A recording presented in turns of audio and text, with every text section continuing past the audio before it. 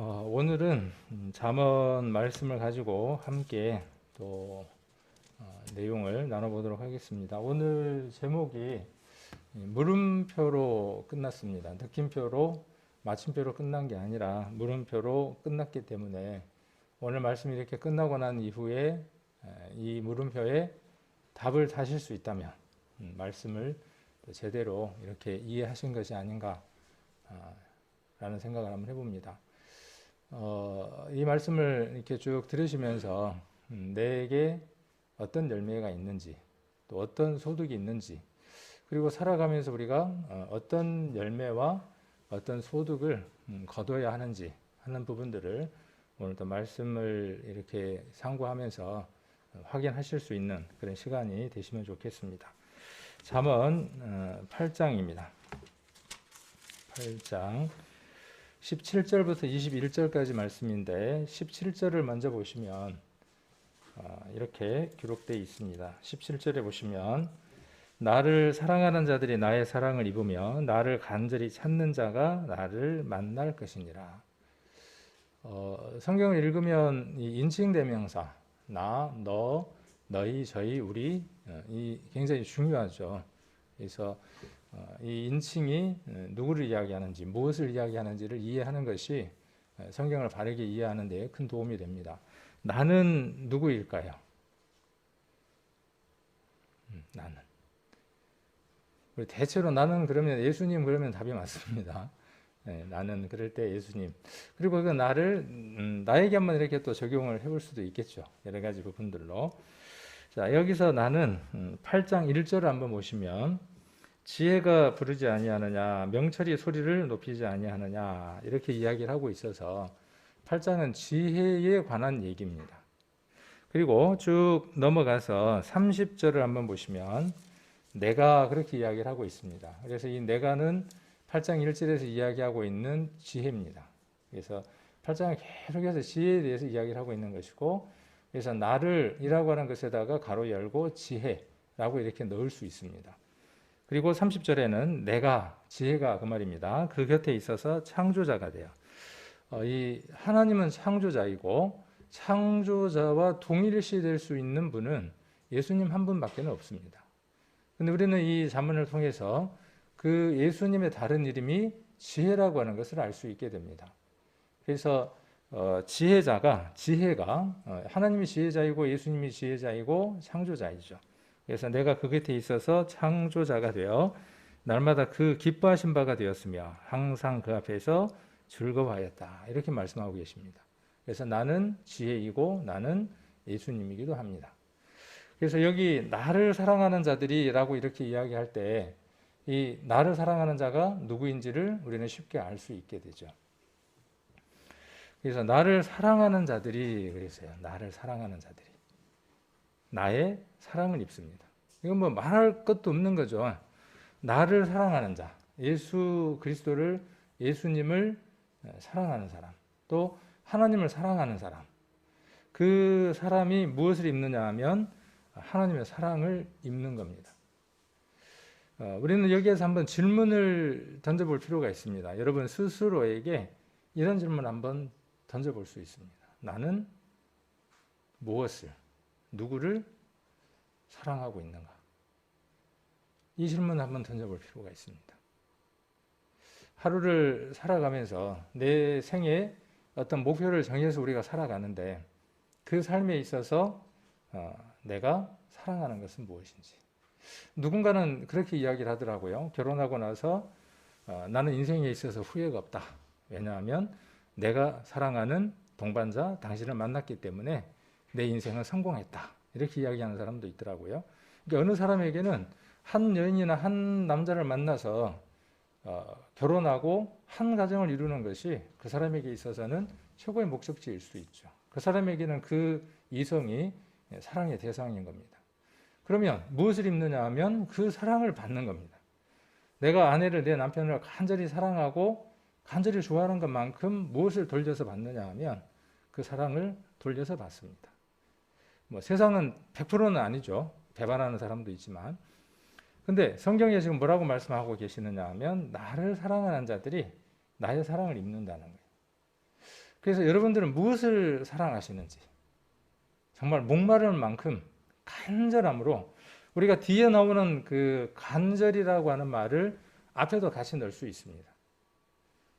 나를 간절히 사랑하는 자들이라고 이야기할 수 있습니다. 동일한 얘기니까.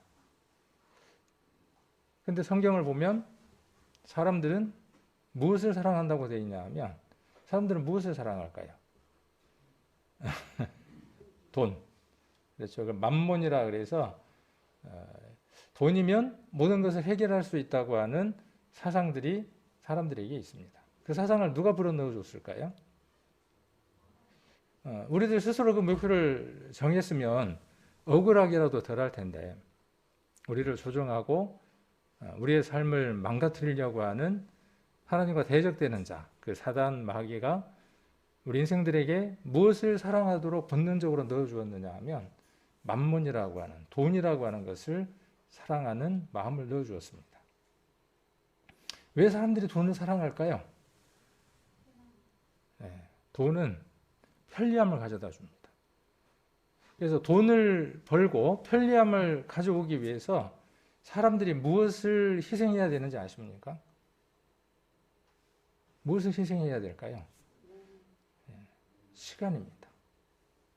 시간을 무엇과 바꾸느냐 하면 돈과 바꾸는 겁니다. 그럼 사단의 목적은 뭘까요? 하나님을 생각할 수 있는 시간, 하나님을 만날 수 있는 시간. 자, 오늘 이 말씀에 우리가 한번 적용을 해본다면 하나님을 사랑할 수 있는 시간, 하나님을 간절히 사모할 수 있는 마음들을 뺏어 가려고 하는 것이 목적입니다. 하나님은 우리가 누구만 바라보기를 원하느냐 하면 하나님만 바라보기를 원하시는 거죠. 그래서 디모데전서 6장 10절에는 돈을 사랑함이 일만하게 뿌리가 된다. 그렇게 말씀하고 계시죠. 돈을 필요로 하는 것, 그 이상을 넘어서 무엇하는 것? 사랑하는 것. 디모데 후서 3장 2절에도 말세에 일어날 일들을 쭉 나열을 하면서 무정하고 무자비하고 여러 가지를 이야기하면서 뭘 이야기하느냐 하면 돈을 사랑한다. 그렇게 이야기를 하고 있죠. 또 히브리서 우리 11장 3절에는 돈을 사랑하지 말고 있는 바를 족한 줄을 알고 이렇게 말씀하고 계시죠. 주어져 있는 그것 속에서 우리가 살아가면 될 텐데 그 주어진 것으로 살아가다 보니까 불편한 거예요. 아쉬움들이 있는 거예요. 그러니까 그 아쉬움들을 채우기 위해서 무엇을 해야 되느냐 하면 욕심이라고 하는 것을 가질 수밖에 없고 그 욕심을 채우기 위해서는 시간을 그곳에 투자해야 됩니다. 시간을 그곳에 투자해야 된다는 것은요. 내 몸과 모든 것들이 그곳을 향해야 한다는 것입니다. 그래서 하나님 우리에게 무엇을 말씀을 하시느냐 하면 나를 사랑하는 자들이 나의 사랑을 입는다는 거예요. 하나님은 지혜라고 하는 것을 우리에게 주셨어요. 우리 지난번에 욥기를 통해서도 우리가 배웠죠. 사람에게는 사람에 맞는 지혜와 총명이 있고 또 각각의 그 짐승들에게는 그것들이 가진 바 하나님이 풍부하게 해주신 천성적으로 주어진 지혜의 한계들이 있습니다. 우리들에게는 예수 그리스도를 깨달아서 그것들과 차별될 수 있는 특별한 지혜를 가질 수 있도록 하나님이 허락해 주셨어요. 하나님 나라의 것들을 소유할 수 있는 특별함을 주셨습니다. 그래서 우리가 그것 속에서 지혜를 사랑하게 되면 그 지혜가 우리에게 무엇을 베풀어 주느냐 하면 사랑을 베풀어 줍니다. 만져지지도 않고 느껴지지도 않고 뭔가 가득 채워진 뿌듯함은 없지만은 그 지혜라고 하는 것이 세상 것이 아닌 다른 큰 것들을 가져다 주는 겁니다. 우리가 하나님을 알기 전에 하나님을 만날 때 첫 번째 지혜는 뭐냐면요. 구원 얻는 겁니다. 첫 번째 지혜가 우리에게 무엇을 가져다 주느냐 하면 내가 이 문제를 해결하지 않으면 영원한 불문 속으로 던져진다는 사실을 깨닫게 되고 지혜의 근본 되신 예수님을 만나게 되면 그 모든 문제를 해결할 수 있다는 사실을 알게 됩니다. 그것이 첫 번째 지혜입니다. 그리고 우리가 살아가는 날 동안에 무엇이 가장 유익한 것인가에 대한 생각들을 우리가 말씀을 통해서 깨닫게 되고 그것을 향해서 가게 됩니다. 그것이 우리가 두 번째 지혜인 것이죠. 그것이 우리가 사랑해야 될 대상이기도 합니다. 그리고 그것은 우리에게 세상 것이 아닌 큰 만족들을 가져다 줍니다. 그래서 나를 사랑하는 자들, 복수죠. 저와 여러분이죠. 나를, 예수님을, 지혜를 사랑하는 자들이 예수님의 사랑을 당연히 입는 겁니다. 자, 그리고 나를 간절히 찾는 자가, 나를 간절히 찾는 거죠. 대충 찾는 게 아니라 나를 간절히 찾는 자가 나를 만날 것이라 그랬어요. 이 간절이라고 하는 말에다가 한번 우리 생각을 한번 해보게요. 간절히. 아까 우리 물질하고 돈하고 한번 생각을 해보게요. 돈이 없으면 그 돈을 채우기 위해서 어떻게 합니까? 간절하죠. 그래서 돈과 하나님을 비교해서 설명해 놓은 부분들이 많죠. 왜요?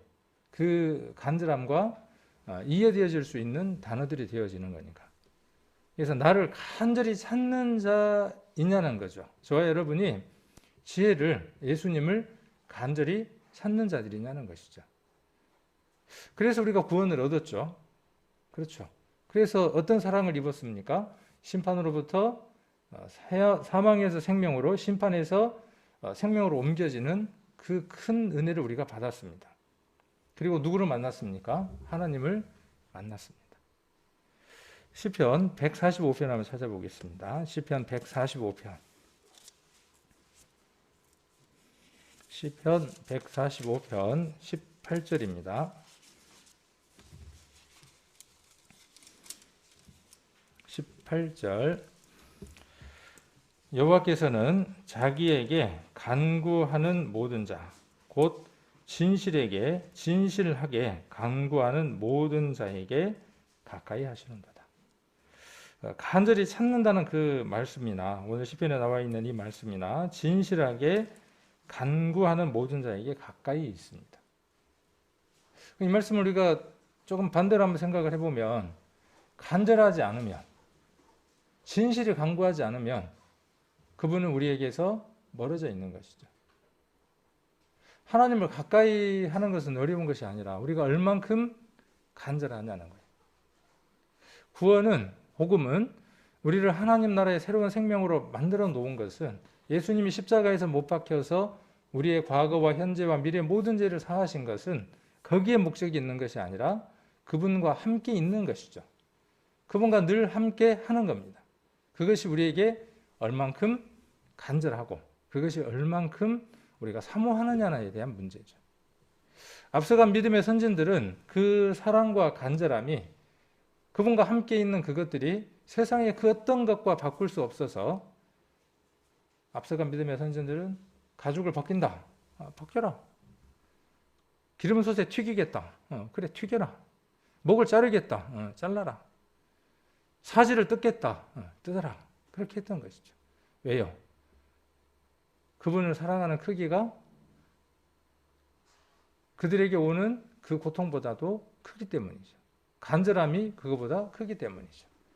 사단은 그것을 지금 어떻게 하느냐 하면 목을 자르는 것, 껍질을 벗기는 것, 기름솥에 튀기는 것, 그것을 하지 않는다고요.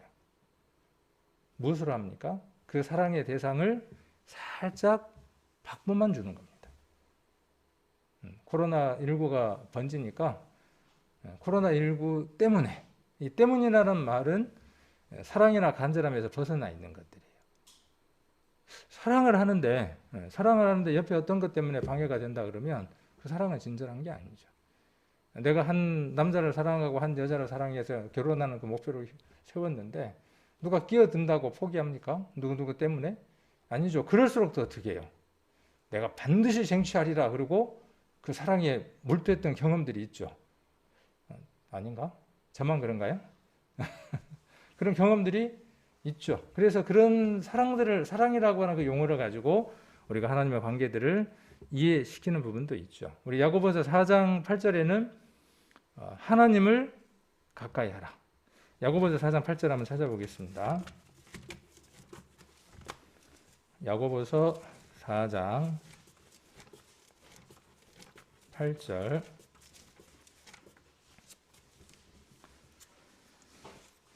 자, 4장 8절입니다. 자, 7절부터 한번 보겠습니다. 7절부터 그런즉 너희는 하나님께 순복할지어다. 마귀를 대적하라. 그리하면이라는 말은 무슨 뜻인가요? 그리하면이라는 말은 조건부죠. 그리하면이라고 하는 앞에 있는 건 누가 해야 하는 거예요? 내가 해야만 하는 것이에요. 그러면 뒤에 주어지는 것은 내가 누리는 행복이에요. 내가 누리는 복이에요. 그것을 내가 가지고 오는 것이 아니라 그 뒤에 부분은, 그리하면 나와 있는 뒤에 부분은 누가 이루어 주시는 것이냐 하면 하나님이 내게 채우시는 것들이 이게 조건이 되는 거죠. 그래서 그리하면 너희를 피하리라 그랬어요. 돈을 사랑하는 것, 그 돈을 사랑하는 것 때문에 시간을 투자해야 하고 그 시간을 투자하는 것 때문에 하나님으로부터 멀어진다면 어떻게 하라는 거예요? 대적하라는 거예요. 그럼 피할 일이 아니라 대적해야 될 일들인 거예요. 자, 그리고 8절에 하나님을 가까이 하라. 그리하면 아까 우리 잠언 8장 17절에 나와 있는 말씀과 같은 것이죠. 그리하면 너희를 가까이 하시리라. 죄인들아 손을 깨끗이 하라. 두 마음을 품은 자들아 마음을 성결케 하라. 항상 무엇이 문제냐면요. 두 마음이 문제예요. 아담에게 한 마음만 있었죠. 하와에게 한 마음만 있었습니다. 두 마음을 갖게끔 하는 존재가 누구냐 하면 사단입니다. 여러분들 이런 것들은 참 쉬운 문제들이에요. 어떤 일들을 하려고 하는데 그것이 내게 손해되는 일들이다. 그럼 대부분 하나님이 기뻐하시는 일들이 많아요. 오늘 교회를 가야 하는데, 오늘 성경을 읽어야 하는데, 뭔가 하나님 앞에 가까이 가야 하는데 내가 지금 세워놓는 일들에 대한 손해들이, 포기들이 필요해요. 그런 것들은 내 마음을 아프게 하거나 갈등을 갖게 해요. 그럴 때 사단은 더 크게 흔들어 놓습니다. 그럴 때 때문이라고 생각을 하면, 때문이라고 힘을 실어주면 어떻게 됩니까? 하나님을 가까이 할 수 없습니다. 자, 그래서 간절히 찾는 자가 만나는 겁니다. 이걸 이렇게 만난 그 만남을 어떻게 하는 거죠? 이렇게 만난 만남을 우리가 나누는 것을 교제라 그러죠. 처음 우리가 누구를 만났습니까? 복음을 통해서 예수 그리스도를 만나고 하나님을 만났어요. 구원 간증이죠. 구원 교제죠. 이제 우리의 삶들 안에서 그렇게 내가 하나님의 것을 만나고 하나님의 것을 찾고 하나님을 사랑하기 위해서 포기했던 것들에 대한 얘기들, 그 과정들, 내가 이 일들을 이렇게 하려고 했는데 이런 유혹들이 있었고 힘든 것들이 있었는데 이것을 포기함으로 말미암아 내게 이런 큰 은혜가 왔다. 포기하지 않음으로 말미암아 내게 이런 손해가 왔다 하는 얘기가 뭐냐 하면 우리가 생활 간증들인 겁니다. 이게 없으면 살아있는 게 아니죠. 성장하고 있지 않는 겁니다. 자, 아까 한번 보시면 그리하면이라고 되어 있죠. 그래서 그리하면이라고 하는 것은 조건부예요. 그래서 성경에는 두 개의 언약이 나옵니다. 이걸 잘 구분해야 될 필요가 있어요. 이 두 개의 언약을 잘 구분을 해야 신앙이 뒤죽박죽이 안 됩니다. 하나는 편무 언약이라는 게 있어요. 하나님 편에서 우리 인간들과 맺는 언약을 우리가 언약이라고 이야기하는 거죠. 약속을 맺는 걸 언약이라고 이야기를 하는데 편무 언약이라고 하는 것은 뭐냐면 일방적인 약속이에요. 갑과 을이 있고 갑이 하나님이죠. 하나님이 을에게, 우리 인간들에게 인간이 어떻게 하든지 상관없이 전적으로 그 약속을 지키겠다고 이루시겠다고 하시는 약속이 편무 약속입니다. 그래서 어느 한쪽에게만 일방적으로 단독으로 의무를 지게 하는 거죠. 우리 계약에도 그런 계약들이 있더라고요. 찾아보니까. 그래서 우리가 성경 안에서 우리가 한번 찾아보면 많은 편무 언약들이 있습니다. 그래서 여자의 후손이 와서 그 복음을 이룰 것이라고 하는 그 원시 복음도 그렇고 무지개를 두고 언약을 세우는 것도 그렇고 아브라함에게 땅을 주시겠다고 하는 언약도 그렇고 아브라함이 원했습니까? 아브라함이 원한 적이 없어요. 하나님 일방적으로 어떻게 했어요? 너 나와. 그렇게 해서 그 아브라함에게 일방적으로 모든 복을 허락하셨어요. 아브라함이 잘했었냐? 아니에요. 그래서 그 편무 언약을 이루시겠다고 우리 자주 제가 말씀을 드렸지만 짐승을 잡아서 양쪽으로 나누고, 양쪽으로 나눈 다음에, 양쪽으로 나눴다는 것은 이 머리를, 짐승을 이렇게 세워놓고 이렇게 반으로 가르는 거죠. 그러니까 내장들이 보이는 거죠. 머리를 앞으로 하고 꼬리가 뒤로 가고 꼬리도 반으로 나눠져 있는 겁니다. 이 중동 지방에는 과거에 족장들이 다른 족장과의 언약을 맺을 때 그렇게 언약을 맺었습니다. 그 의미는 무엇이냐 하면 이 A라는 부족과 B라는 부족이 족장들이 나와서 손을 잡고 짐승을 나누고 거기를 지나갑니다. 우리 부족은 너희 부족을 해치지 않는다. 무한 책임을 세우는 거죠. 그리고 그 사이를 지나가는 겁니다. 어떤 의미냐 하면 둘 중에 하나 약속을 어기면 이 짐승처럼 반으로 쪼개져도 괜찮다고 하는 언약입니다. 실제로 그렇게 보복을 합니다. 언약을 어기면. 쌍방의 언약인 거죠. 그것은. 그렇게 언약을 하나님이 세우시는 것에 대한 표로서 아브라함에게 무엇을 보여주시느냐 하면 짐승을 잡아놓으라고 하고, 그리고 하나님이 어떻게 하시느냐 하면 횃불로 현연해서 그 사이를 지나갑니다. 아브라함과 함께가 아니라 하나님 혼자 지나갑니다. 갑 혼자. 그래서 그 언약의 성취의 의무는 누구에게 있었냐 하면 하나님에게 있었습니다. 아브라함이 어떻게 한다고 할지라도 그 언약은 이루어질 언약입니다. 그런 언약을 우리가 편무 언약이라 그러죠. 그럼 편무 언약 가운데에 가장 클라이막스가 되는 게 뭐겠어요? 십자가의 사건입니다. 그렇죠? 세상 모든 사람들이 어떻게 한다고 할지라도, 어떠한 조건 가운데 있다고 할지라도 하나님이 그 구원을 이루신다고 하는 언약이에요. 그래서 그 안으로 들어가기만 하면, 누구든 그것 속으로 들어가기만 하면 이루어지는 아주 일방적인, 누구도 원치 않았던 갑과 을의 관계에서 을이 원치 않는 일을 갑이 이루어 놓으신 것, 그것이 십자가의 사건입니다. 여러 언약들이 있죠. 또 다시 오신다는 언약도 있고, 이런 것을 우리가 편무 언약이라 그러고, 그 다음에 쌍무 언약이라는 게 있어요. 쌍방이 갑과 을이 함께 책임을 져야 하는 언약이 있습니다. 그래서 계약자, 당사자 쌍방이 서로, 누가 이렇게 글자를 잘 못 쳤을까요? 서로인데 서로, 제가 잘못 쳤어요. 치다 보니까 잠깐 졸았는가 봐요. 서로 책임을 지는 것이에요. 그래서 쌍무 언약은 상호 의무가 있는 거예요. 그러면 우리가 성경에서 갑과 을이 함께 책임을 져야 하는 그 언약의 처음이 무엇이냐 하면 선악과의 사건입니다. 먹으면 정령 죽는다고 하는 언약입니다. 그렇죠? 아까 그리하면, 그 얘기 하려고 지금 이 얘기가 좀 길어지고 있습니다. 그래서 할례도 그것 가운데 하나고요. 시내산 언약이라고 이야기를 하는데, 이 시내산 언약도 그 언약 가운데 하나입니다. 그러니까 시내산 언약 그러면 뭘까요? 시내산에서 하나님 어떤 언약을 했을까요? 이스라엘과. 율법에 관한 겁니다. 10계명, 10개의 계명, 하나님이 주시는 그 언약을 주셨어요. 그랬더니 이스라엘이 뭐라고 했습니까? 우리가 지키겠습니다라고 했어요. 지키지 못하니까 거기에 대한 뭐가 따르는 거죠? 대가가 따르는 거죠. 구약의 역사는 그 역사를 보여주시는 거예요. 하나님하고의 언약 속에서 지키지 못했을 때 그 언약의 대가가, 형벌이 얼마나 큰 것인가에 대한 대가들을 보여주는 것이죠.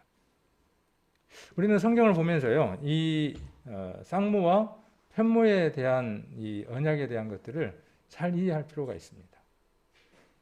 우리는 이 편무 언약을 통해서 구원에 이르렀습니다. 그러면 구원받고 난 이후에 모든 것들이 편무일까요? 하나님이 우리에게 일방적으로 모든 약속을 하시고 다 이루어 가실까요? 그렇지 않다는 겁니다. 많은 부분이 어떤 언약을 말씀하고 계시느냐 하면 조건부의 편무 언약을 이야기하고 계신다는 거예요. 아까 우리가 야고보서 4장 8절에 나와 있는 말씀도 그렇고 이 말씀도 마찬가지입니다. 그렇죠? 그냥 사랑을 입습니까? 그냥 만납니까? 아니에요. 간절히 사랑하고 간절히 찾으면 어떻게 되어지는 거예요? 당연히 하나님이 어떻게 해주시는 거예요? 당연히 그 언약을 이루어 주시는 거예요. 우리의 삶에 대한 언약은 어떻습니까? 구원받고 난 이후에 우리의 삶에 대한 것은요, 쌍무 언약입니다. 열심히 잘 살면 하나님께서 거기에 맞는 상을 주시고, 우리의 삶이 거기에 미치지 못할 때 징계라고 하는 것으로 우리의 삶을 간섭하시고 형벌하신다는 것을 우리는 너무나 잘 압니다. 이것에 대한 굳건한 마음이 없으면요, 폐인처럼 살아가는 겁니다. 대충 살아가는 겁니다. 그래서 이 성경을 보시면서 이런 언약들을 잘 이해하시는 게 중요합니다. 많은 부분이 무엇으로 이루어져 있느냐 하면 우리가 말씀대로 우리가 살아가면 하나님이 우리에게 주어주시는 은혜들이 커요. 그래서 이 생과 내 생에 언약이 있는 겁니다. 무엇에 관해서요? 우리의 삶에 관해서. 우리가 어떻게 살아가느냐에 대한 삶에 관한 겁니다. 자, 18절을 보시면 잠언 8장 18절이죠. 부귀가 내게 있고 장관 재물과 의도 그러하니라. 이 그러하다 그 말은 무슨 말이에요? 그러하다 그 말은 무슨 얘기입니까? 그러니까 성경 읽을 때 이렇게 읽으면 재밌어요. 어렵나요? 17절과 같다 그 말이에요. 그렇죠. 그러하다 그 말은 뭐냐 하면 이하 동문 그런 뜻이에요. 무엇과? 나를 사랑하는 자가, 나를 간절히 찾는 자가 사랑을 입고 만나고 하는 것처럼 부귀와 장관 재물도 의도 어떻게 하는 자가 얻는다 그 말이에요. 간절히 사랑하고 간절히 찾는 자가 찾고 만나고 한다는 것이에요. 야, 오늘 귀한 말씀 하나 깨달았네. 앞으로 부자 되는 건 일도 없어. 그렇습니까? 이 말씀만 하면 부자 되는 게 일도 없겠네. 근데 실질적으로 우리에게 그런 물질적인 것들에 대한 은혜도 하나님이 베풀어 주시지 않느냐 하면 베풀어 주신다는 것이죠. 근데 그것이 무엇이 되면 안 된다는 거예요? 그게 목적이 되어지면 안 된다는 거예요. 그건 뭐냐 하면 부산물이에요. 주어지는 부산물들이에요. 상을 받을 때 거기에 뭐가 옵니까? 상을 받을 때 거기에 뭐가 있어요? 부상이 있어요. 근데 나는 상보다는 부상이 더 좋아. 누가 저한테 전북 도지사상을 준다 그러더라고요. 나중에 준다 그러더라고요. 그래서 물어보지는 못했는데 부상이 뭐요? 그러고 물어보려고 그러는데 못 물어보겠더라고요. 차마. 그분은 뭐라 그러냐면 이 상이 엄청 큰 거래요. 시장상도 큰 건데 전북 도지사상은 더 큰 거라는 거예요. 뭐 저한테 필요 없는데 딴 데 주시죠 그랬더니 이미 주기로 작성을 했대. 우리 하나님 사람 작성을 했대요. 그럼 나 어쩔 수 없이 받을라요. 그러고 그것도 서류가 되게 복잡하더라고요. 굉장히 서류가 복잡하더라고요. 서류를 다 해서 보냈어요. 근데 제 마음은 어디에 있냐면은 표창장, 또 상패, 그것도 괜찮은데 부상이 뭘까? 그래서 지금까지 궁금한 거예요. 아직 안 받아봐서. 이따가 준다 그러는데 궁금한 거예요. 그러니까 그 부상도 중요하죠. 부산물도. 그러나 뭐예요? 거기에 있는 상에 있는 의미. 그렇죠. 이 부와 귀. 그 다음 장구한 재물. 그냥 재물이 아니에요. 재물은 좀 있다가 재물이 무엇을 이야기하는지에 대한 것들은 뒤에 21절에 나와 있는 말씀을 할 때 좀 더 한번 살펴보도록 하겠습니다. 그래서 부귀와 영화뿐 아니라 의인이 물려받는 고귀한 것. 그러니까 우리가 성경을 잘 우리가 이해할 필요가 있어요. 의인이에요. 구원받는 사람이 받는 부귀와 영화예요. 그것이 어디에서 나온다고요? 나에게서. 예수님에게서. 우리가 이 말씀을 읽고 그 지혜 가운데 살아갈 때 부귀와 영화와 장관, 재물과 의도 나온다는 거예요. 그러니까 이거는 우리가 세상에 보여지는 것들 물론 포함하지만 그건 아까 이야기했던 것처럼 부상이라고요. 더 큰 것들이 있다는 거죠. 킹제임스 흠정역에는 재물과 명예가 4개 있습니다. 소유가 누구에게 있냐 하면 예수님에게 있는 거예요. 그리고 그것이 우리에게 주어지는 거예요. 아까처럼 어떻게 하면요. 오늘 답이 그거죠. 사랑하고 간절히 찾으면이에요. 우리가 이 세상에 살아가면서 세상 것을 간절히 사랑하고 세상 것을 간절히 찾으면 그거 만나는 겁니다. 우리 그 얘기를 하려고 하는 게 아니죠. 그래서 재물과 명예가 4개 있나니 참으로 오래 지속되는 재물과 의가 4개 있어요. 여러분들은 어떤 재물과 어떤 부귀와 어떤 영화를 원하십니까? 어떤 영광을 원하십니까? 그 도지사가 주는 상, 대통령이 주는 상, 그것도 받을 수 있으면 받아야죠. 받아야 하죠, 살아가면서. 왜? 우리의 삶은 하나님을 기쁘게 해드리는 삶이 되어지면 당연히 사람도 기뻐하는 삶을 살게 됩니다. 그게 목표는 아니지만, 사람에게 받는 상이 목표는 아니지만은 하나님이 주시는 상을 바라보고 우리가 살아가면 세상에서의 그 상들도 부상으로 딸린 것으로 온다는 것입니다. 그런데 여기 노란색으로 제가 줄을 친 것처럼 오래 지속되는 거예요. 장구하다는 그 한자가 어려우니까 제가 다른 성경들을 이렇게 이해해서 시켜드리는 겁니다. 장구한 재물. 우리는 이 재물을 취하려고 살아가야 하는 겁니다. 이 재물을 사랑해야 되고 이 재물을 간절히 원하는 사람이어야 되죠.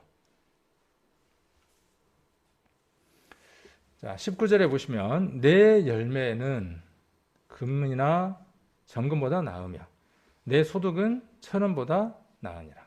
내 열매, 내 열매. 이 내 열매는 어떤 열매예요? 내 열매. 내 거예요? 내 열매? 아니. 여기서 나라고 하는 이 인칭대명사는 누구냐 하면 아까 예수님 지혜를 얘기하는 거죠. 우리가 믿음 안에 살아가고 예수님의 말씀 속에서 하나님 말씀 속에서 살아가면 예수님과 함께 동행하면 그분이 주시는 열매가 있다는 거예요. 그분을 통한 소득이 있다는 거예요. 그 소득을 무엇과 지금 비교해 놓은 것이죠? 세상의 기준에서 가장 귀한 것에다가 비유해 두었어요. 이 말씀을 보니까 생각나는 말씀이 있나요? 지금 19절을 보니까 그간 우리가 설교했던 것 중에서 기억나는 설교가 있습니까? 고린도전서 3장에 나왔던 예수 그리스도를 터로 기준으로 해서 그 위에 올려져 가는 금과 은이나 보석으로 짓는 집, 지피나 나무나 풀로 짓는 집, 두 개의 집을 한번 생각을 해볼 수 있죠. 열매를 맺으려면요, 내가 포도 열매를 맺고 싶어요. 그러면 어떻게 해야 포도 열매를 맺을 수 있을까요? 내가 포도나무가 되어야 하죠. 내가 무화과 열매를 맺고 싶어요. 그럼 내가 무엇이 되어야 하죠? 무화과 나무가 돼야 무화과 열매를 맺을 수 있는 겁니다. 하나님이 기뻐하시는 것을 맺고 싶어요. 선한 걸 맺고 싶어요. 그러면 내가 선이라고 하는 그 나무가 되어지지 않으면 선이라고 하는 열매를 맺을 수 없어요. 그래서 이 말씀 우리가 한번 이해를 해본다면 나에게서 얻는 열매가 그랬어요. 지혜를 통해서 예수님을 통해서 얻는 열매가 있다고요. 이 열매를 한번 맛봤습니까? 맛본 사람도 있고 맛보고 있는 중인 사람도 있고 먹어봤더만 별것도 없더라 그러고 이제 인스턴트 찬양도 우리가 드려보면요 처음에는 밋밋해요. 아무 맛이 없어요. 어디에 익숙했던 사람은요 또로또 요즘 막 또로또 막 나오잖아요. 흥겨워요 막 몸이 들썩들썩해요.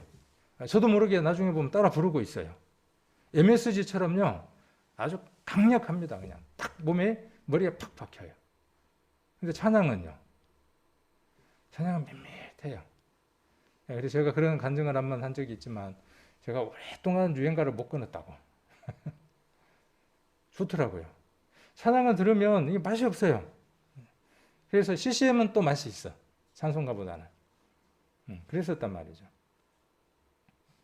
근데 지금은 무엇이 맛있냐 하면은 찬송가가 훨씬 맛있어요. 복음성가보다는 찬송가가 맛있어요. 그 맛을 아는 사람만 아는 거죠. 그래서 나에게서 얻는 열매예요. 예수님 지혜를 통해서 얻는 열매, 그것은 금이나 순금보다 좋고 나에게서 거두는 소출. 오늘 이 말씀 우리가 함께 나누는 목적이 어디에 있냐 하면 예수님은 나무를 심으셨어요. 이스라엘 비유에도 그렇게 말씀을 하셨지만 이제 그 비유를 우리에게 한번 적용해 보는 겁니다. 내 아버지는 농부다 그랬잖아요. 예수님도 그 과수원에서 일하시는 분이에요. 우리를 어떤 나무로 심으셨어요. 여러분은 어떤 나무입니까? 어떤 나무? 사무엘에서는 우리를 가리켜서 생명나무라 그랬어요. 우리는 생명나무입니다. 그러면 그 나무를 바꿔주시고 그 나무를 심어서 거름도 주고 가꾸는 그분에게 우리는 어떤 열매를 맺어야 하느냐? 어떤 열매를 맺힐 수 있냐? 예수님이 지혜가 우리에게서 얻고자 하는 그 열매가 무엇이냐 하면 생명이라고 하는 열매죠. 마찬가지로 예수님이 얻고자 하는 소출은 무엇이냐 하면 생명이라고 하는 것이죠. 세상의 직업 가운데에 가장 보람 있는 직업을 꼽으라 그러면 생명을 살려내는 직업이겠죠. 힘듭니다. 생명을 살려내는 일은 힘들어요. 오랫동안 공부해야 합니다. 많은 연구가 필요합니다. 그리고 때로는 특별하게 체력도 필요합니다. 우리 소방관들은 그렇잖아요. 근데 살려내봐야 언젠가는 죽어요. 의사가 그렇게 열심히 공부해서 한 생명을 살려냅니다. 그것은 그들의 열매고 그들의 소출이에요. 의사가 암 환자를 진찰하고 조기에 발견해서 적절한 치료를 했을 때 그 사람의 생명이 연장되는 거죠. 그 치료를 받은 사람들은 어떻게 합니까? 아, 그 의사 짱이야. 그래서 그 열매와 소출을 그들이 먹는 겁니다. 명예도 얻고 부귀도 얻는 겁니다. 함께 따라가는 겁니다. 그래서 박이 터지게 공부하는 거잖아요. 밤을 안 자고 공부를 하는 거죠. 코피를 쏟도록 공부하는 겁니다. 왜? 무엇이 주어지니까. 그런 열매와 소출이 주어지니까 지금 어떻게 하는 거죠? 지금 힘들게 고생하고 시간을 거기에 투자하는 겁니다. 똑같습니다. 우리에게 영원한 생명을 만들어낼 수 있는 능력을 우리에게 주셨어요. 그들은 이 세상에서 우리를 영접하지는 않습니다. 우리가 새로운 생명을 하나님 앞에 끌어들이면 그 생명이 어디에서 우리를 영접하느냐 하면 영원한 하나님 나라에서 우리를 영접합니다. 그리고 거기에서 우리에게 물론 예수님에게 그 감사를 표하겠지만 우리에게 그 감사를 표하는 겁니다. 예수님의 열매는 우리입니다. 그렇죠? 예수님에게 있어서 열매는 우리예요. 예수님의 소출은 우리입니다. 그 열매와 소출을 얻기 위해서 그분이 선택하신 것은 무엇이었어요? 하늘 보좌를 버리고 죽음을 맛볼 수 있는 육체를 입고 피를 흘릴 수 있는 육신이 되어서 사람이 살아가는 그 삶들 가운데에서 가장 낮은 곳에서 사람이 겪을 모든 질고를 다 겪으신 것이죠. 그리고 세상 모든 사람의 죄를 대속함으로 말미암아 얻는 열매와 소출이에요. 그 열매가 누구냐면 우리입니다. 이런 것 있잖아요. 우리는 금이나 은이나 보석으로 집을 지어져 가야 된다 그랬잖아요. 우리는 누군가에게 금입니다. 그렇죠? 우리는 누군가의 열매입니다. 우리는 누군가의 소출입니다. 이 얘기를 하면 기억나는 사람들이 있어요, 없어요?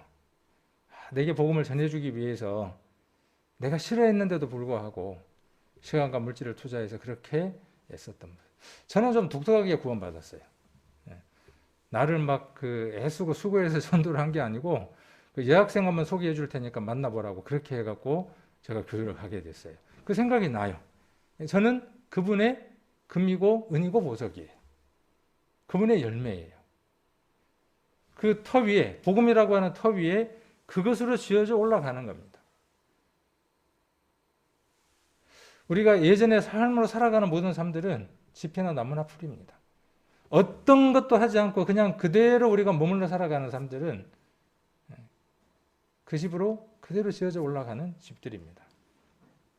내가 금이나 은이나 보석이 되지 않으면 무엇이 금이나 은이나 보석인지를 모릅니다. 여러분 자신이 금입니까? 똥이라고 생각하십니까? 금이라고 생각하십니까? 나는 금이다. 나는 은이다. 나는 보석이다. 이렇게 생각하시나요? 생각을 안 해보셨나요? 명절날 음식 만드느라고 다들 힘드셔갖고 금, 은, 보석이어야 돼요. 여러분들이 여러분 자신을 느낄 때. 내가 어떠한 삶들을 살아왔느냐 그것에 따라서 내가 열등감 있고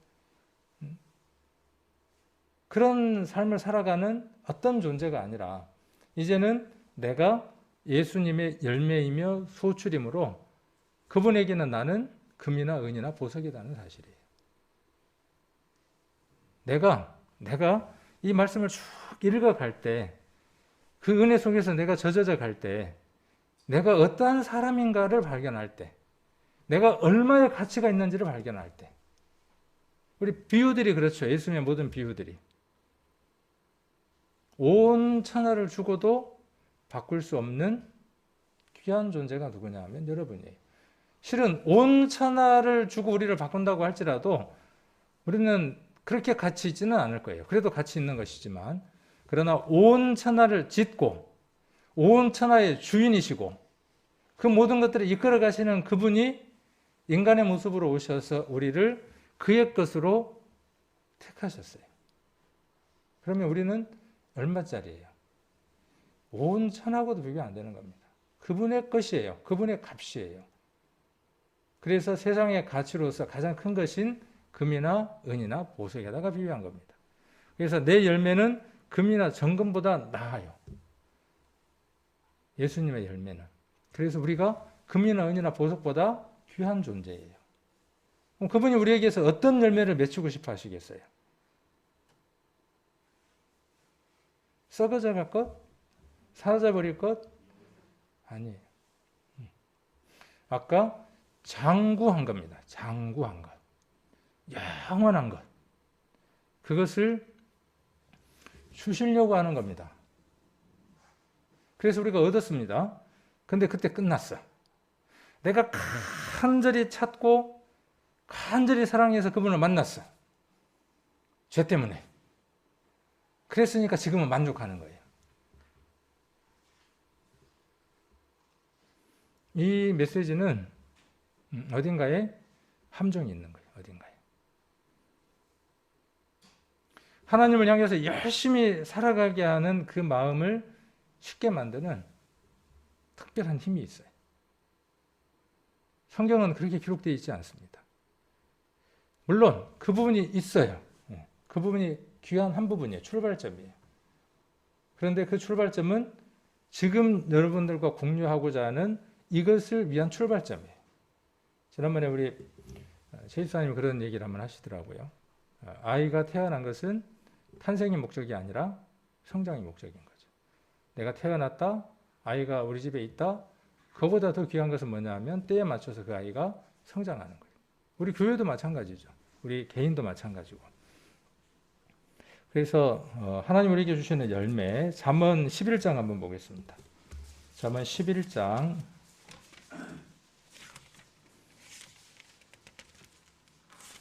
30절.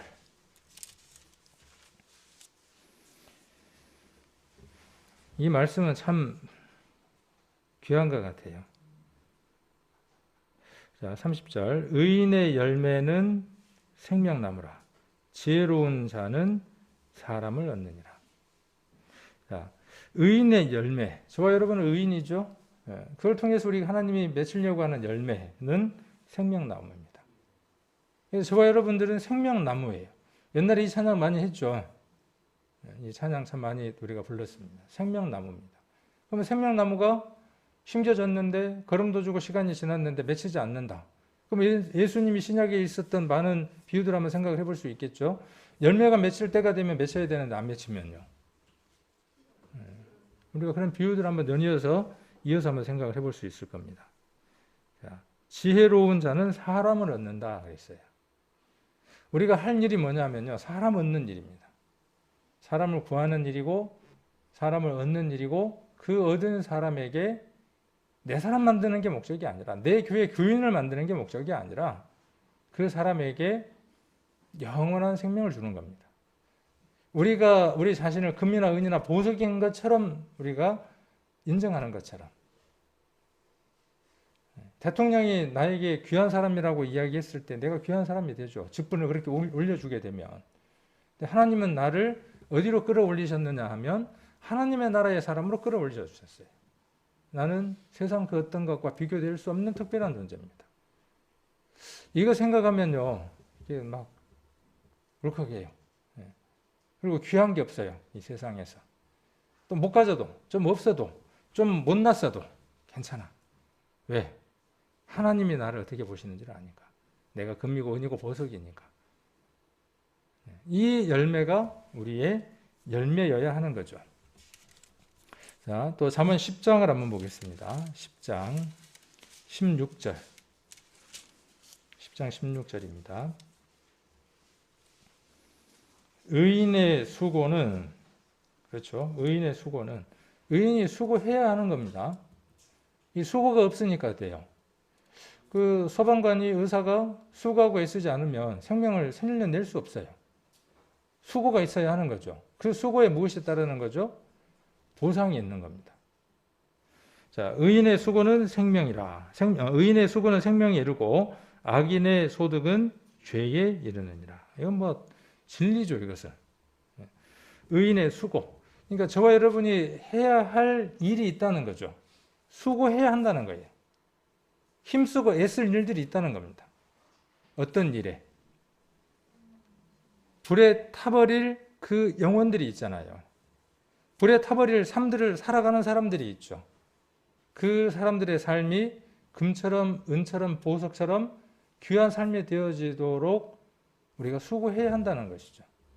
그 수고의 대상이 누구여야 될까요? 첫 번째는 우리 교회의 올해 목표를 주보에 믿음의 가정 만들기 이렇게 했습니다. 다 구원을 받는다고 할지라도 내 몸을 섞고 사는 아내가, 남편이, 자녀가, 부모님이 생명을 얻지 못한다 그러면 안타까운 것이죠. 그것이. 우리에게 있어야 할 열매와 소득은 그것입니다.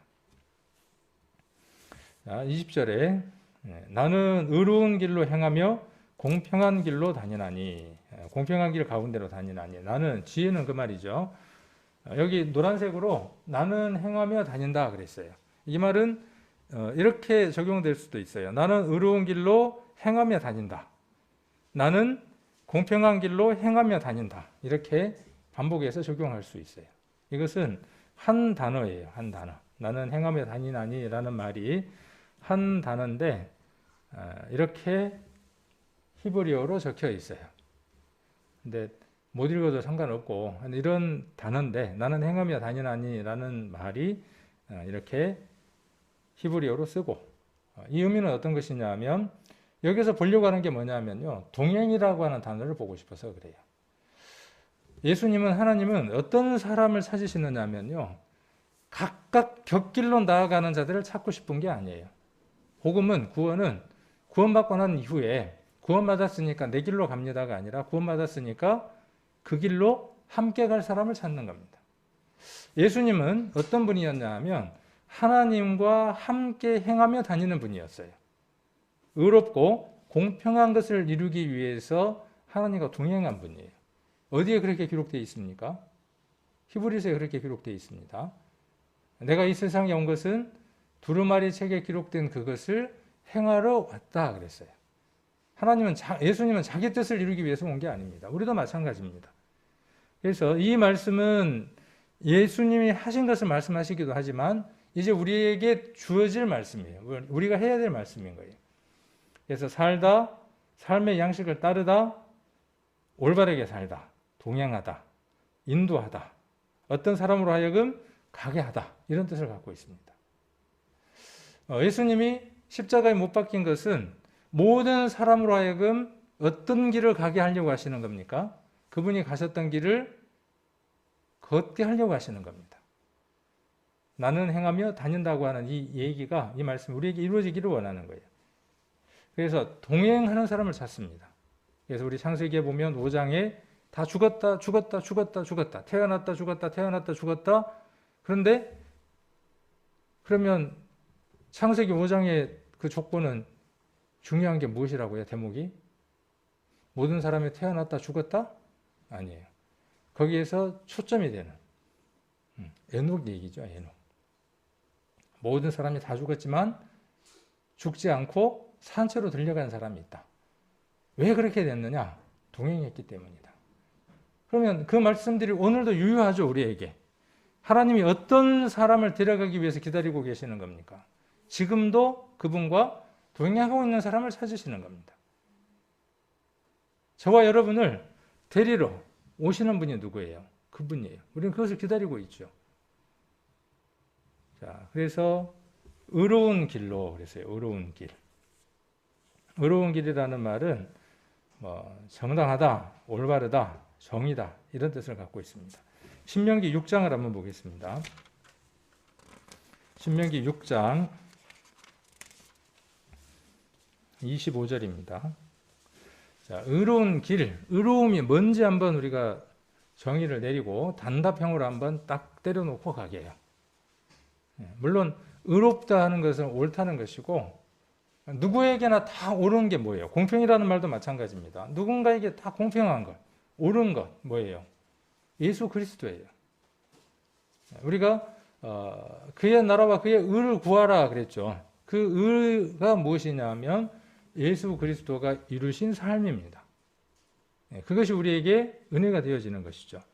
그래서 신명기 6장 25절을 보시면 우리가 그의 명하신 대로 이 모든 명령을 우리 하나님 여호와 앞에서 삼가 지키면 생각나죠? 이제 뭐가 생각이 나야 하죠? 아까 편무와 쌍무에 대한 얘기를 했습니다. 이건 모든 사람에게 주어지는 게 아니에요. 편무 언약은 어떤 것도 하지 않더라도 그 속에 들어갈 수 있는 은혜예요. 복음은 내가 어떤 것도 하지 않고 그 말씀을 깨달으면 그 은혜 가운데 들어가는 거예요. 근데 지금 이것은 아니에요. 이것은 아니에요. 자, 보면 여호와 앞에 삼가 지키면 그것은 뭐예요? 명령을 여호와 앞에서 지키는 그것이죠. 그것이 곧 우리의 뭐예요? 의로움이니라 할지니라. 와, 그러면 저 목사가 지금 자기 열심을, 자기 의를 지금 이야기하고 있네? 자기 의대로 살아야만 된다고 얘기를 하네? 나눌 수 있어야죠. 구분을 할 수 있어야 하죠. 예수 그리스도로 말미암는 의로움, 의인 되는 것과 여기서 이야기하는 의로움이 나눠질 수 있어야 하는 것이죠. 그래서 예수님은 의로운 길로 행하시는 분이었고 그 길로 행하는 자를 오늘도 찾으신다는 거죠. 말씀에 기록된 대로 지키며 살아가는 사람들을 찾는 겁니다. 그것이 우리의 의로움입니다. 우리가 말씀을 지키는 것 가운데 가장 긴급한 게 뭘까요? 우리 도로를 다니다 보면 긴급 자동차가 오면 회피를 해주잖아요. 우리 삶에 있어서 긴급한 게 뭘까요? 우선순위에 있어서 1순위가 아니라 0순위는 뭡니까? 자, 생명을 구원하는 일입니다. 세상에서 그건 0순위예요. 하나님 안에서 0순위가 뭡니까? 그겁니다. 그러면 그 0순위 가운데에 내 영이 구원받는 건 아예 순위가 없는 것이죠. 가장 긴급하게 해야 될 일인 겁니다. 쉬운 것이죠. 내 영이 구원받는 것은요. 그 말씀에 내가 순복하고 엎드리고 복종하는 겁니다. 따지고 계산하지 않는 겁니다. 내가 이 얘기를 인정하고 여기 있는 사람들에게 구원받았다고 이야기하면 내가 많은 제한을 받을 텐데 이것도 못하고 저것도 못하고 많은 걸 못할 텐데 그러니까 어때요? 그 편무 언약 속으로 못 들어가는 겁니다. 어떤 조건도 요구하시지 않으니까 내가 급한 거니까 그 안으로 들어가야 하겠다 하는 그것이 구원을 이루는 것이죠. 우리가 그랬죠. 묻지도 않고 따지지도 않고 어떻게 했습니까? 감사합니다라고 덥석 받은 것이죠. 그게 의예요. 자, 그리고 난 이후에 우리에게 또 무엇이 주어지느냐 하면 거기에 걸맞는 삶을 살아야 하는 부분들이 주어진다는 것이죠. 이 순서가 뒤바뀌어 있는 게 기성교회입니다. 이 순서를 나누지 않고 그냥 섞어버린 게 뭐냐 하면 일반 교회예요. 이것은 분명히 구분되어져야 하는 것이죠. 자, 평강의 길, 공평한 길, 공평한 길이라고 하는 것도 우리가 한번 살펴보면 정당한 것, 합격한 것, 법에 따르는 것이에요. 자, 잠언 찾았으니 신명기네요. 잠언 2장을 한번 보겠습니다. 잠언 2장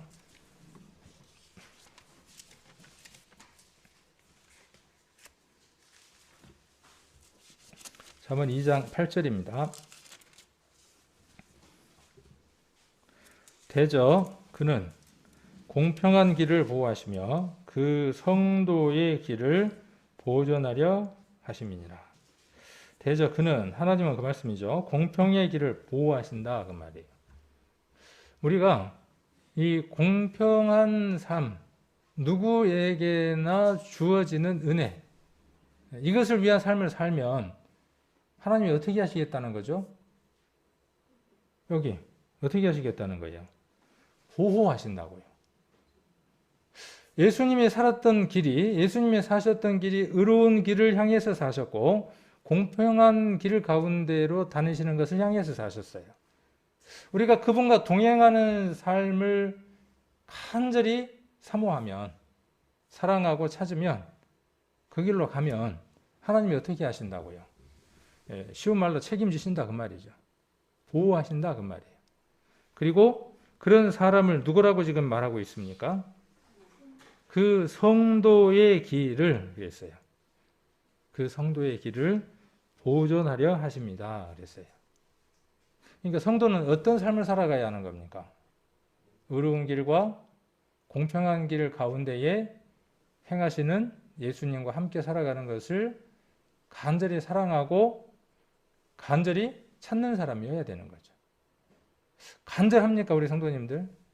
예배에 참석하는 게 간절하고, 말씀 읽는 것이 간절하고, 성도 만나는 게 간절하고, 한 영혼을 구하는 게 간절히 원하는 것이냐 그 말이죠. 성도라는 말은 어디에서 나온 단어인지 아신가요? 성도. 나중에 이런 그 히브리어 단어들을 알면 좀 더 좋은데, 성도라는 말은 하나님의 자비라는 말에서 나온 단어입니다. 헤세드라고 하는 그 자비라고 하는 말에서 파생되어진 말이 성도라는 말이 파생되었습니다. 그러니까 성도는 하나님의 자비하심을 입은 사람들이에요. 심판과 그 저주 가운데 임할 자들이 아니라 하나님의 자비하심을 입은 사람들. 그래서 너희가 거룩하니 내가 거룩하니 너희도 거룩하라는 그 말을 우리가 이렇게 이해할 수도 있어요. 내가 자비하니 너희도 자비를 베풀어라 그 말이에요. 거룩함 속에 들어가는 것은요, 자비를 베푸는 일이에요. 천주교는 목적이 어디에 있습니까? 이 자비에 있어요. 그래서 고아원, 가난한 사람들, 이런 사람들을 구제하는 것이 그 천주교의 주된 어떤 교리들이에요. 근데 우리는 그게 교리가 되어서는 안 돼요. 교리가 아니라 우리에게 생명이 되어져야 되고 사랑하고 간절히 찾아야 될 것이 무엇이냐면요, 그들이 하나님의 자비함을 입어서 성도가 되어지는 거예요. 하나님의 자비함을 입은 사람들이 성도니까 우리처럼 그들이 하나님의 자비함을 입을 수 있도록 해주는 겁니다.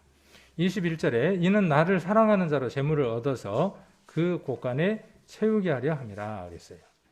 자, 재물은 뭐고 그러면, 자, 이는 나를 사랑하는 자 그랬어요. 아까 간절히 사랑하는 자, 간절히 찾는 자, 우리가 되는 거죠. 그래서 이는 나를 사랑하는 자에게 뭘 얻게 하는 겁니까? 재물을 얻게 하는 거예요. 그리고 그 재물이 어디에 채워지는 거죠? 곳간에 채워지는 거예요. 곳간 하나씩 있나요? 자, 재물이라는 말은 히브리어로 이렇게 쓰고 또 읽습니다. 중요하지 않으니까 그냥 작은 글자로 했고, 재물이라는 말은 이 탁월한 존재, 그런 의미를 갖고 있어요. 존재. 존재라는 말은 있다 그 말이잖아요. 있는 거예요. 근데 탁월하게 있는 거예요. 탁월하게 존재 있는 거예요. 그래서 이 말은 있음, 현존하는 것, 우리가 생각하는 재물의 의미하고 전혀 다르죠. 그러니까 이 재물이라는 단어를 우리가 쓰는 단어로 생각을 하면 거기에 제한돼요. 딱 머물러 있게 돼요. 그런데 그들이 썼던 언어로 이 얘기를 한번 이해를 해보면 조금 의미가 다르게 와닿는다는 거죠. 물론 앞뒤의 내용을 읽으면 이 재물이 무엇인지를 우리는 감각적으로 압니다. 이 재물은 세상에 있는 재물이 아니라는 것을 알게 되죠. 자, 이 재물은 있다, 있었다, 있을 것이다, 있어야만 한다라는 의미를 갖고 있어요. 세상의 재물은 어떻습니까? 이 나와 있는 모든 것들을 다 충족해 주나요? 못해요. 지금도 있고, 자, 정리를 한번 해봅시다. 재물에 관한 것. 탁월한 존재니까 탁월하게 있는 거예요. 지금도 있고, 이전에도 있었고, 자, 과거부터 이전에도 있었고, 지금 내 것이 되어서 앞으로도 내게 있고 영원히 있을 것. 그것이 성경에서 이야기하는 진정한 재물이에요. 이 재물을 얻은 사람이 누굽니까? 자, 나를 사랑하면 이 재물을 얻는 거예요. 이 재물은 누구예요? 아까 사랑을 입는다고 하는 그 예수 그리스도예요. 세상 모든 사람들에게 과거에도 있고 지금도 있고 앞으로도 있고 사라지지 않을 재물이 있어요. 그것을 주는 거예요. 다른 걸 주는 게 아니라. 그게 금은 보석이에요.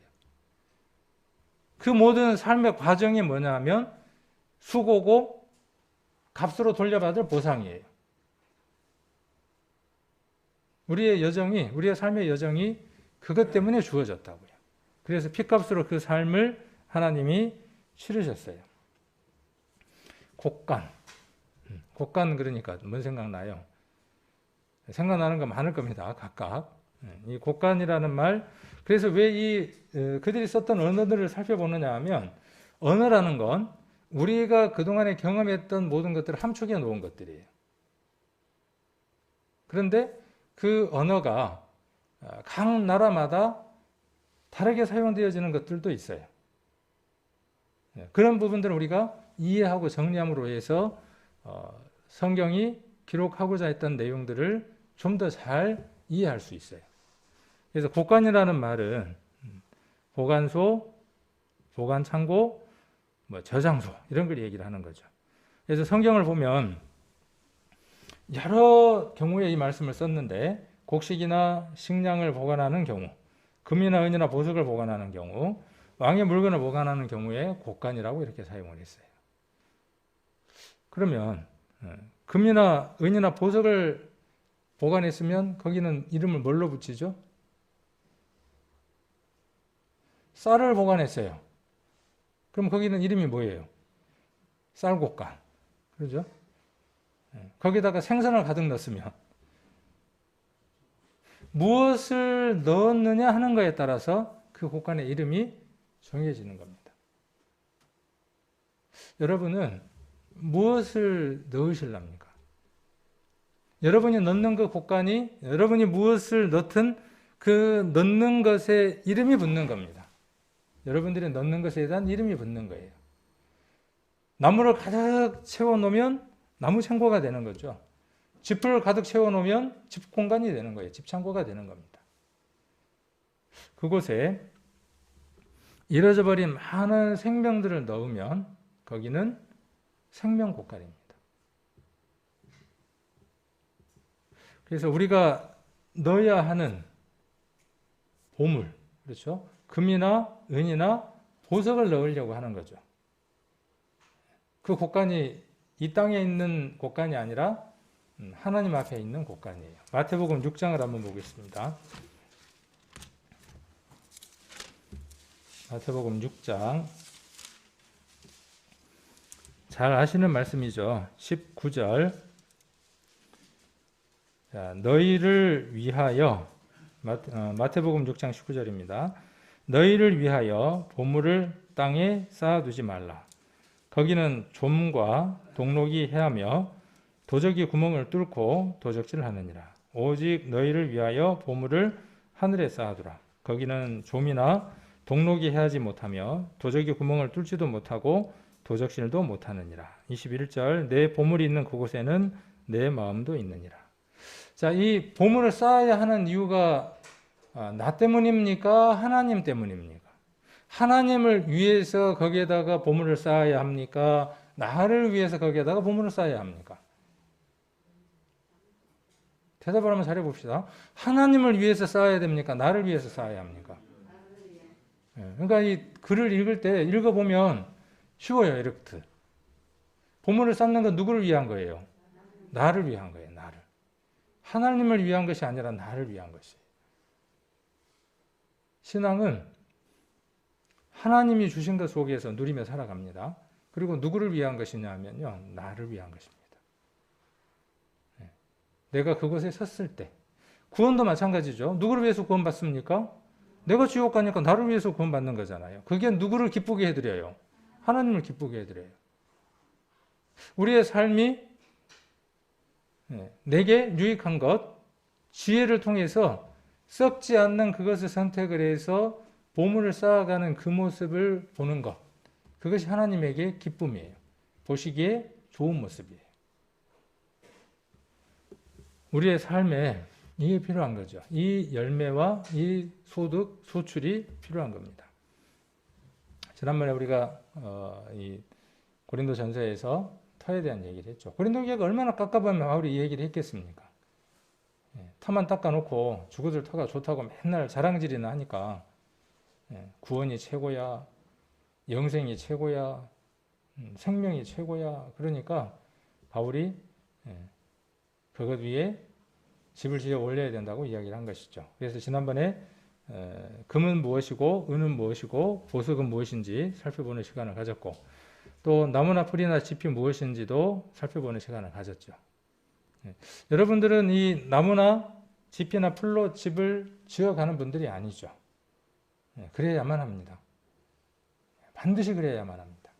무엇을 위해서 사셔야 되느냐 하면 과거에도 있었던 것, 지금도 있는 것, 앞으로도 있을 것, 영원히 있을 그것을 생각하시며 살아야 합니다. 이게 세상이 이야기하는 재물과 성경이 이야기하는 재물의 차이점입니다. 이 재물을 창고에, 곳간에 쌓는 겁니다. 그러니까 그 이름이 생명곳간이죠. 자, 내게 있는 열매와 소득은 결론적으로 우리가 믿음의 가정을 만드는 것입니다. 우리가 모든 것들을 다 이루었다고 할지라도 가정이 깨어져 버린다면, 물론 독립운동을 했던 분들은 나라를 위해서 뭘 포기했습니까? 가정을 포기를 했어요. 더 큰 것이 있기 때문에 그랬겠죠. 또 믿음의 선진들은 그 복음을 위해서 자기의 가정들을 버렸습니다. 실은 가정을 버린 게 아니죠. 그렇죠. 독립군 했던 분들은 가정을 버렸어요. 그런데 믿음을 위해서 살았던 그분들은 가정을 버린 게 아닙니다. 누구에게 맡겨드린 것이죠? 하나님에게 맡겨드린 것이에요. 그 후손들은 더 귀한 것 속에서 살았습니다. 이 믿음의 가정 만들기라고 하는 내용들을 올해 이제 제목으로 정하고 이런저런 생각들을 하다가 또 어떤 경험들을 하게 됐냐면은 저희 아버지께서 이제 1월 달에 소천을 하셨어요. 우리 어머니의 걱정이 뭐였냐면 누가 아버지가 구원 못 받은 것 같다. 왜 못 받았냐? 항상 구원받으라는 말을 한마디를 안 한다. 구원받았으면 자기 형제간들에게, 아는 사람들에게 구원받아야 된다고 얘기를 해야 될 텐데, 우리가 들어보면 그렇잖아요. 이치가 가장 귀한 게 뭔지를 아니까 그 얘기를 해야 맞을 것 같잖아요. 근데 누가 아버지는 입을 딱 닫고 이야기하는 거 보니까는 구원 못 받았다. 저도 그런 것 같아. 우리 어머니가 그렇게 이야기할 때 그런 것 같아. 그래서 참 아쉬웠었죠. 그래서 그러던 중에 이제 아버지가 한 6년 전에 이렇게 이제 쓰러지셨고, 어머니가 이렇게 이제 간호를 하시고 16년이라는 시간이 지나면서 그 속에서 어머니의 그 간절함은 뭐였냐면은 남편이 구원의 확신을 얻는 거였어요.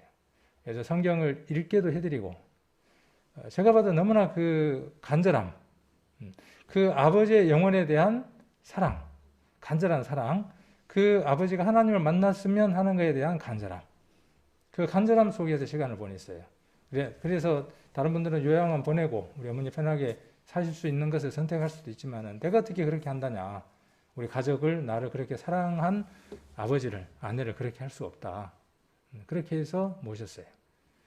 그래서 시간만 나면, 이전에는 이제 아버지가 건강하셨을 때에는 바둑도 들어가시고 낚시도 하러 가시고 우리 아버지 하시고 싶은 걸 하셨으니까 못 붙들어 놨는데, 하나님이 어떻게 딱 해놓으셨느냐 하면 누구의 도움 없이는 지낼 수 없는 상태를 만들어 놓으셨어요. 들을 수밖에 없는, 귀에 딱지가 않도록 들을 수밖에 없는 상황 가운데 하나님이 만들어 놓으셨어요. 우리 아버지는 그게 원망스러우셨던 것 같아요. 그래서 제가 우리 아버지에게 그렇게 한번 물은 적도 있어요. 아버지, 하나님이 아버지를 이렇게 만들어 놓으셔서 싫으시죠? 그러고 제가 한번 물은 적도 있어요.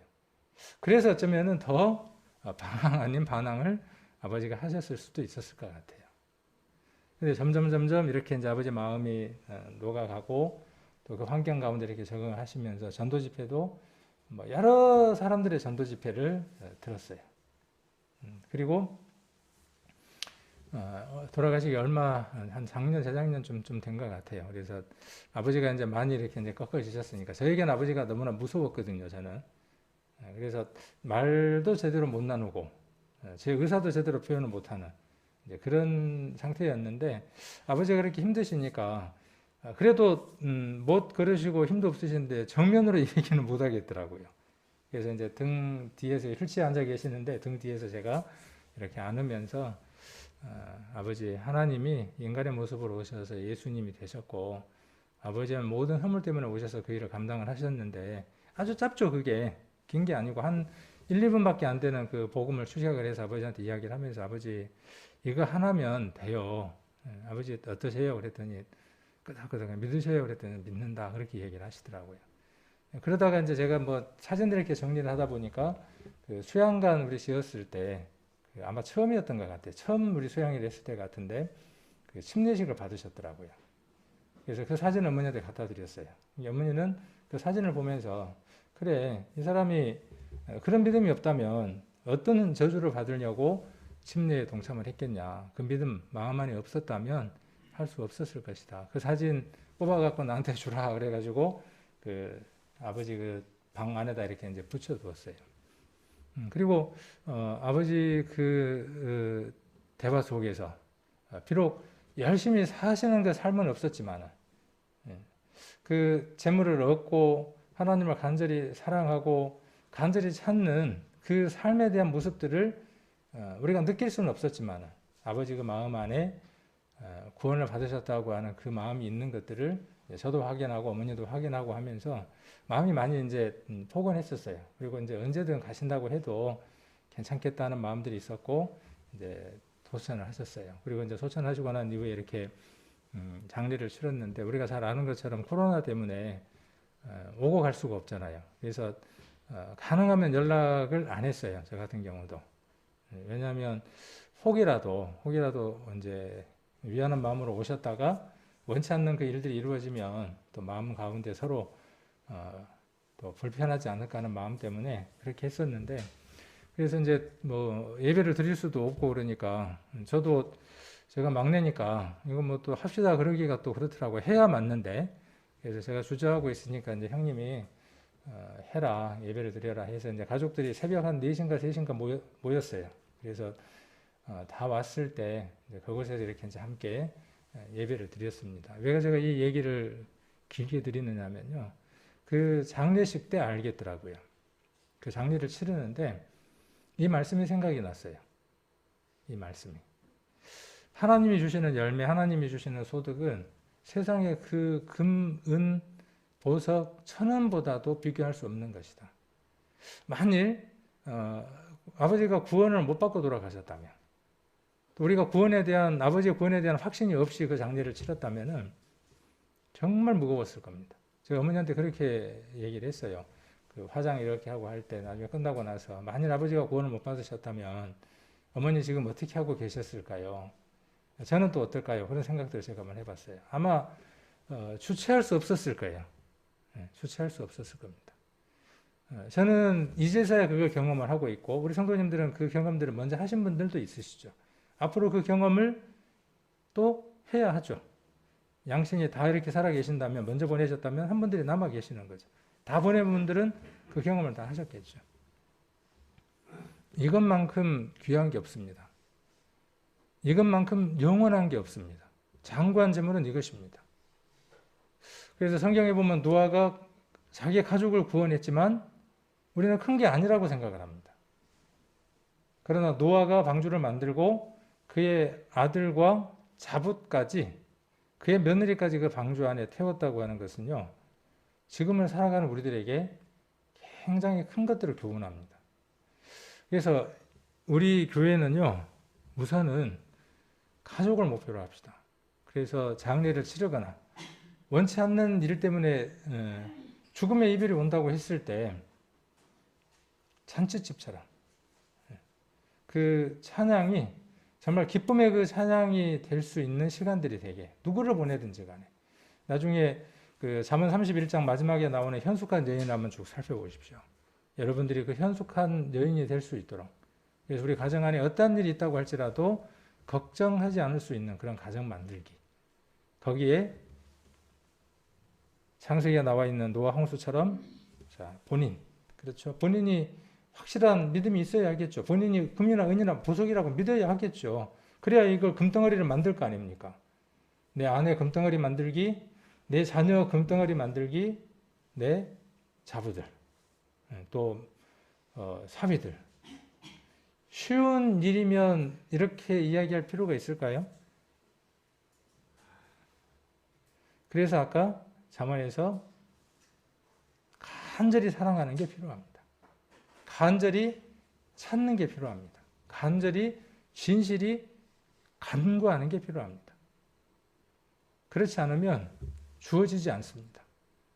이 얘기는 이렇게 바꿀 수 있어요. 구원함을 받았지만 그들이 지금 믿음 안에 있지 않고 구원을 전하지만 구원을 받지 못하는 것은 우리가 하나님 앞에 그들의 영혼을 간절히 사랑하지 않고 간절히 간구하고 있지 않다는 반증이기도 합니다. 지 복이지. 그렇죠. 지 알아서 할 탓이지.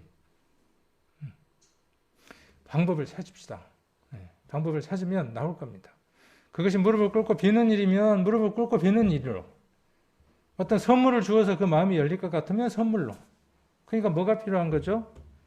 지혜가 필요한 겁니다. 나를 사랑하는 자예요.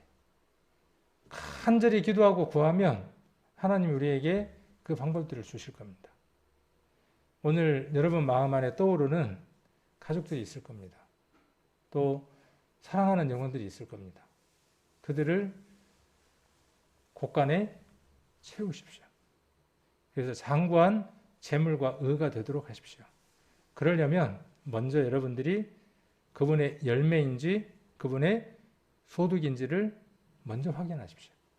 얼만큼 내가 귀한 것을 받았는지를 확인하십시오. 초기에 우리 교회가 복음이 확실하게 전해지고 강하게 전해졌던 것은요. 스스로가 그 복음이 확실하다고 강하게 자부했기 때문입니다. 지금은요. 금은 금인데 때가 끼었어. 그렇죠? 먼지가 묻고 때가 끼었어. 한번 잘 닦읍시다. 잘 닦고 광도 내고 우리가 가진 이 귀한 은혜가 얼마나 큰 것인지 확인해서 작으니까 못합니까? 아닙니다. 다 해냈습니다. 믿음의 앞선 선진들은. 그들이 작으면 작을수록 더 확실하게 복음들이 전해졌습니다. 이곳에 있는 우리 남녀 장년들이 힘있게 이 일들 해나갑시다. 그래서 먼저는 내가 확실해지는 겁니다. 그리고 뭉쳐져야 돼요. 내가 확실하지 않는 상태에서 뭉쳐지면요. 찢겨지는 겁니다. 이 복음이 확실해지면요. 하나로 뭉쳐집니다. 그래서 오늘 이 질문, 내 열매와 소득은 무엇인가에 대한 이 질문에 대한 답들을 여러분들이 꼭 확인하시고 또 그것을 향해서 살아가시기를 원하고 배선자가 뭘 이야기하는지를 잘 생각하셔서 우리 교회가 믿음의 가정, 노아의 방주처럼 모든 온 가족이 그 배 안에 탈 수 있는 목표, 올해 그 목표를 이룹시다. 밀어놓지 말고 올해 그 목표를 사랑하고 간절히 찾으면 주신다는 믿음으로 한번 올 한 해 해나갑시다.